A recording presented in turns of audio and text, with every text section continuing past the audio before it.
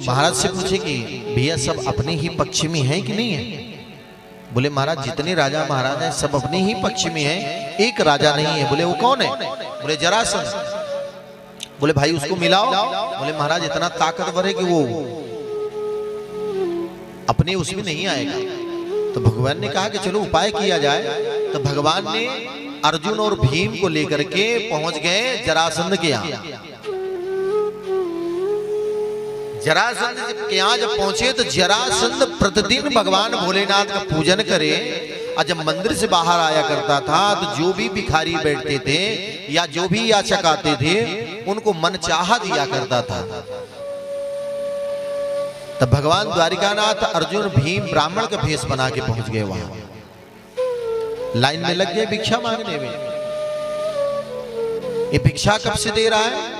जब से द्वारिकानाथ को जीत गया था तब से ब्राह्मणों का बड़ा सम्मान करता था। ये ब्राह्मण कोई भी पहुंच जाए जो मांगे वो दिया करता था जरासंध, इतना प्रसन्न था। जब इनका नंबर आया तो बोलते महाराज लीजिए। बोले मुझे ये नहीं चाहिए। बोले तू क्या चाहिए? तो बोले महाराज जो मांगूंगा वो मिलेगा। बोले कैसी बात कर रहे हो? आज तक यहाँ जो कोई लेने आया खाली हाथ नहीं गया। ये जरासंध के दरबार है। तो बोले जो मांगेगा मिलेगा। बोले मिलेगा मिलेगा मिलेगा, मांगो। आज जब इतना बोले उतने में भगवान श्याम सुंदर मुस्कुरा दिए। जरासंध ने कहा भगवान प्रभु क्षमा करिएगा, आपको हमने कहीं देखा है। बोले हाँ हाँ कहीं देखे होते, आते जाते कहीं मिल गए होंगे। अच्छा अच्छा क्या चाहिए आप? तो बोले महाराज ये जो सामग्रियां आप दे रहे हैं इसकी आवश्यकता हमें नहीं है। तो बोले नहीं है तो कोई दूसरा मांगो। और जब मांगने के नंबर आया तो फिर मुस्कुरा दिए। तो बोले महाराज क्षमा करिएगा, आपकी मुस्कुराहट द्वारिकानाथ से मिलती है। बोले हो सकता है मिलती होगी, एक ही शक्ल के कई लोग होते हैं। कहते हैं महाराज क्या बताऊं, इतना छलिया है, इतना छलिया है महाराज। मैंने उससे 17 बार युद्ध किया, 23 अक्षौणी सेना लेकर के, लेकिन 17 बार हार गया। अच्छा हाँ। तो बोले जब 18वीं बार 11,000 ब्राह्मणों को अनुष्ठान में बैठाला तो जाके जीता। वो भी कैसे? समुद्र के माध्यम से जाके द्वारिकापुरी में बस गया। इतने में फिर कन्हैया मुस्कुरा दिए। बोले क्षमा चाहते हैं महाराज, आपकी जो है हंसी द्वारिकानाथ से मिलती है। तो बोले मांगिए ब्राह्मण देवता क्या चाहिए? बोलिए मुझे मल्ल युद्ध चाहिए। जब मल्ल युद्ध का नाम लिए तो बोले ब्राह्मण तो ये मांग नहीं सकता है। भुजाओं को देख करके शंका हो गया। बोले कि क्षमा चाहते हैं महाराज,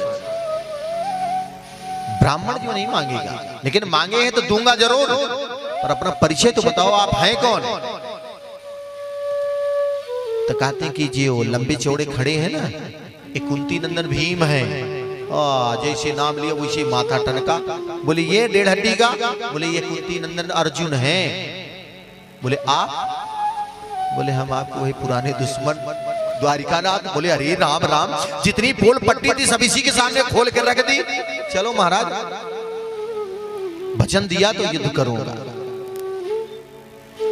अतिथि गृह में ले जाता है जरासंध। तीनों की सेवा भगवान जैसी करता है। जब अखाड़े में युद्ध के लिए पहुंचता है तो परम दुश्मन मानता है। भगवान ने कहा कि हम 3 लोग हैं, 3 में किसी को एक के साथ में तुम युद्ध कर लो। बोले रे भैया ये 1.5 हड्डी का है, ये हमारे लायक नहीं है। बोले हम ही से कर लो। बोले तुमसे तो कतई नहीं करूंगा। जब हारने लगे कब भाग जाओगे? तुम्हारा कोई भरोसा है क्या? बोले ये भीम है, ये है हमारे योगी, इसी से युद्ध करूंगा। भगवान ने भीम को इसलिए ले गए थे कि भीम को भी अभिमान था अपनी ताकत पे। तो बोले चलो ताकतवर से मिलवाता हूं।